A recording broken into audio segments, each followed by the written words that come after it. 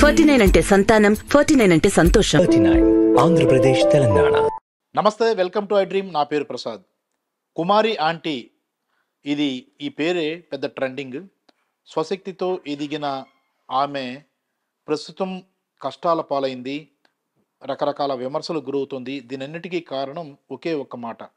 కేవలం తాను స్వశక్తితో ఎదిగాను, తనకేమీ ప్రత్యేకంగా ఆదాయం అంటూ ఏం లేదు, కేవలం ఆంధ్రప్రదేశ్ ముఖ్యమంత్రి వైఎస్ జగన్మోహన్ రెడ్డి ఇచ్చిన ఇల్లు తప్ప అన్న చేసిన వ్యాఖ్యకు ఆమె మీద కుట్రలు మొదలయ్యాయి.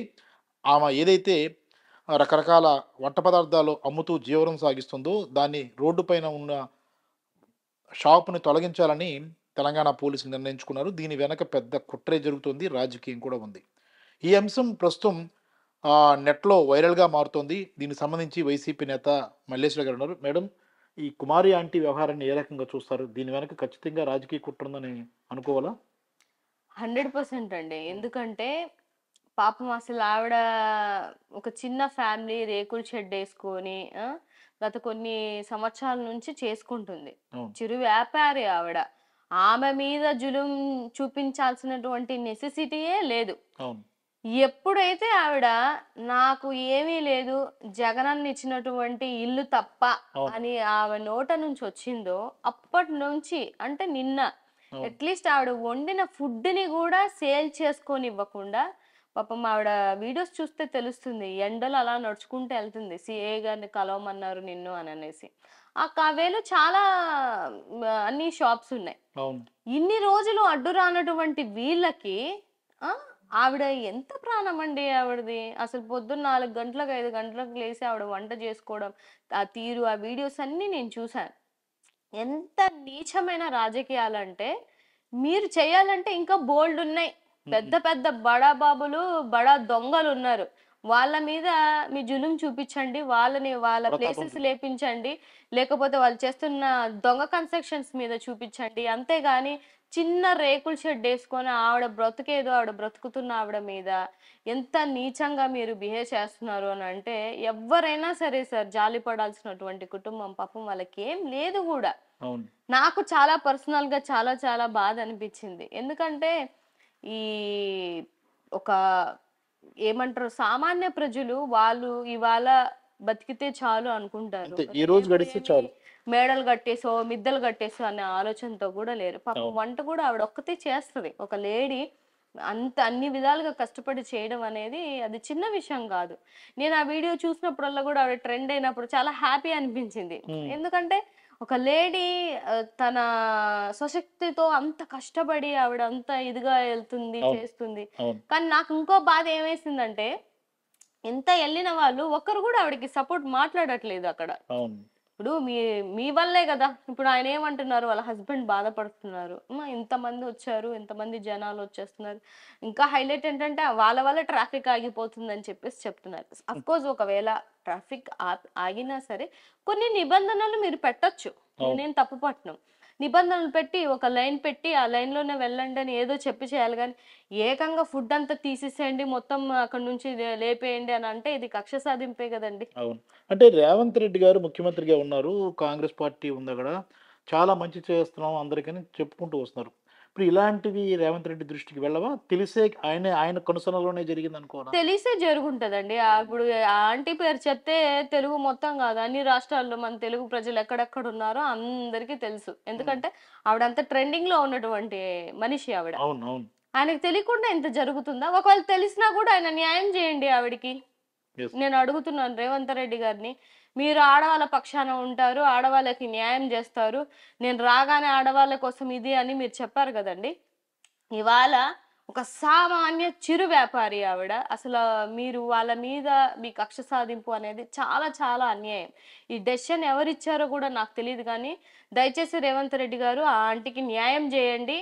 లేకపోతే ఇంకొక చోటైనా ఆవిడకి ప్లేస్ ఇప్పించండి, లేకపోతే ఉన్న ప్లేస్లోనే నిబంధనలు పెట్టి ఆవిడకి మళ్ళీ తిరిగి లైఫ్ ఇవ్వండి తప్ప మీ యొక్క ఏమంటారు లైక్ మీ రాజకీయాలన్నీ చిన్న చిన్న వ్యాపారాల మీద, చిరు వ్యాపారాల మీద ఇలా నిస్సాయంగా పనిచేసుకుంటున్న ఆడవాళ్ళ మీద మాత్రం దయచేసి చేయకండి. ఒకవేళ ఈ దృష్టిలో మీకు రాకపోయినా ఈ వీడియో ద్వారా అయినా సరే ఆవిడకి న్యాయం జరగాలని అండ్ మన ఐ డ్రీమ్ ద్వారా కూడా నేను మనస్ఫూర్తిగా కోరుకుంటున్నాను. ఇంకోటి మేడం, సోషల్ మీడియా చాలా వరకు కుమారి ఆంటీని వినియోగించుకుని ఆమె వీడియోస్ పెట్టి చాలా వరకు ట్రెండ్ చేసుకున్నారు. ఒక రకంగా వినియోగించుకున్నారు, లాభపడ్డారు వీళ్ళందరూ. లాభపడ్డారు. కానీ ఇప్పుడు ఇలాంటి విపత్కర పరిస్థితుల్లో సోషల్ మీడియాకి మీరేం సూచన చేస్తారు? ఇన్నాళ్ళు ఆమె ఓహో అద్భుతం ఆహా అని అన్నారు, ఆమె కష్టాల్లో ఉంది, ఆమెకి ఎలాంటి సపోర్ట్ ఇవ్వాలని కోరుకుంటున్నారు? నేను పర్సనల్గా చేసేది కూడా ఏంటంటే అండి, ఇప్పుడు జరుగుతున్న సోషల్ మీడియా ఎలా జరుగుతుందంటే విపరీతమైన హైప్ ఇచ్చేస్తున్నారు ఒక మనిషికి. అవును. అంతకుముందు గతంలో బిగ్ బాస్ నుంచి వచ్చిన ప్రశాంత్ని కానీ ఈవిడ్ని కానీ మీరు చూడండి, అబ్జర్వ్ చేయండి. ప్రశాంత్ పరిస్థితి కూడా అదే, జైలుకి వెళ్ళేసి వచ్చాడు. అవును. అంత హైపు వాళ్ళ వల్ల లబ్ధి పొందుతుంది మీరు, వాళ్ళ వీడియోలు తీసుకుంటూ లబ్ధి పొందుతుంది మీరు. ఇప్పుడు ఒక మీడియా ఛానల్లో ఒక 10 ఛానల్ అక్కడికి వెళ్ళాయంటే జనాలు డెఫినెట్గా గుమిగూడతారు, ఎక్కువ మంది వస్తారు. సరే పోనీ మీరు మీ వీడియోస్ వల్ల ఆవిడ ట్రెండ్ అయ్యి ఆవిడకి ఎక్కువ మంది జనాలు వస్తున్నారు అనుకోండి. మరి మీ మీడియా వాళ్ళందరూ ఇప్పుడు ఆవిడకి అన్యాయం జరిగింది కదా. అంటే ఎవరైతే ఆవిడ వీడియోలు తీసి లబ్ధి పొంది ఎక్కువ వ్యూవర్షిప్ తెచ్చుకున్న వాళ్ళకి ఈ క్వశ్చన్. సో మీరెందుకు ఆవిడకి అండగా నిలబడలేకపోయారు? నిన్న ఆవిడ ఫుడ్ ఎందుకు సేల్ చేసుకోలేకపోయారు? ఆవిడ ఇప్పుడు షట్టర్ తీయించే పరిస్థితికి వచ్చింది. సో ఇదే కొంతవరకు మీడియా మీరు కూడా దయచేసి సామాన్య ప్రజల్ని సామాన్యంగా వదిలేసినా తప్పు లేదు, కానీ ఇలా విపరీతమైన హైప్ తీసుకొని వచ్చి ఇప్పుడు ఎటు కాకుండా రోడ్డు మీద అందరూ వదిలేసి వెళ్ళిపోయారు. అంటే అన్యాయం ఎదురైనప్పుడు కూడా నిలబడాలి, అప్పుడు నిలబడ్డారు. నిలబడాలి అంటున్నాను. వ్యూవర్షిప్ మీకు ఆవిడ వల్ల కొన్ని లాక్స్ లో కొన్ని మిలియన్స్ లో వచ్చాయి వ్యూస్, కొన్ని అయితే 5.8 మిలియన్స్ వెళ్ళాయి, నేను చూసాను. సో మీరు వాళ్ళ వల్ల ఎంత కొంత లబ్ధి పొందినారు. పోనీ లబ్ధి కూడా కాదనుకోండి, వాళ్ళకి ఫేవర్ చేయాలనుకుంటున్నారు. ఇప్పుడు మీరు తీసుకున్న స్టాండ్ ఏంటి అని అడుగుతున్నాను. ఇప్పుడు ఆవిడకి చదువు లేదు, ఆవిడ వెళ్ళి తిరగలేదు లేడీగా, వాళ్ళ హస్బెండ్కి కూడా అంతంత మాత్రమే ఉంది. సో మీరు ఏ స్టేషన్కి వెళ్ళి రిక్వెస్ట్ చేసి అలాంటి వ్యక్తిని ఎందుకంటే మీరు ఇబ్బంది పడుతున్నారు అని అడగొచ్చు కదా. ఇప్పుడు మీడియా సపోర్ట్ అంటే ఏంటి, అన్ని టైంలోనే కాదు, ఒక మంచి కష్టంలో ఉన్నప్పుడు కూడా మీరు అండగా ఉండాలి. చివరిగా నేనైతే కోరుకుంది ఒకటేనండి, ఆ ఆంటీకి న్యాయం జరగాలి. నేను నా మనస్ఫూర్తిగా నేను ఆవిడకి సపోర్ట్ చేస్తున్నాను, నా ద్వారా మీ ద్వారా.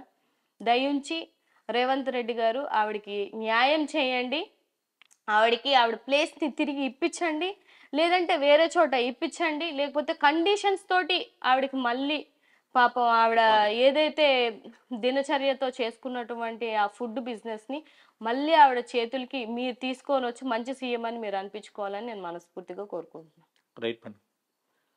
విన్నాం కదా, కుమారి ఆంటీ వ్యవహారం అనేది ఇప్పుడు సోషల్ మీడియాలో ట్రెండ్ అవుతుంది. ఆమెకు జరిగిన అన్యాయాన్ని చాలామంది ఖండిస్తున్న పరిస్థితి కనిపిస్తుంది. దీని వెనుక రాజకీయ కుట్ర ఉందన్న ప్రధానమైన ఆరోపణ ఉంది. ఎందుకంటే నిన్నటికి నిన్న జగన్మోహన్ రెడ్డి వల్లే తనకి ఇల్లు వచ్చిందన్న వెంటనే ఒక్క రోజులోనే ఆమె షెడ్ని తొలగించేశారు, ఆమె ఫుడ్ బిజినెస్ని ఆపేశారు. దీని వెనక ఖచ్చితంగా రాజకీయ కుట్ర ఉందన్నది స్పష్టంగా అర్థమైపోతుంది. అక్కడ చాలా షాపులు ఉన్నాయి, ఈ ఒక్క షాపుతోనే ఎందుకు ఇబ్బంది అన్న ప్రశ్న కూడా తలెత్తుంది. ఇలాంటి రాజకీయ కుట్రలతో అటు తెలుగుదేశం పార్టీకి సంబంధించిన కొంతమంది వ్యక్తులు ముఖ్యమంత్రి రేవంత్ రెడ్డి సహకారంతోనే ఇదంతా చేశారన్న ఆరోపణలు వస్తున్న నేపథ్యంలో రేవంత్ రెడ్డి ఏ రకంగా స్పందిస్తారు, ఆమెకి ఎలాంటి న్యాయం చేస్తారు, తిరిగి ఎలాంటి ఉపాధి అవకాశం కల్పిస్తారన్నదే ఇప్పుడు మన ముందున్న ప్రశ్న. కెమెరామెన్ మూర్తితో Prasad, I dream media, Visakhapatnam.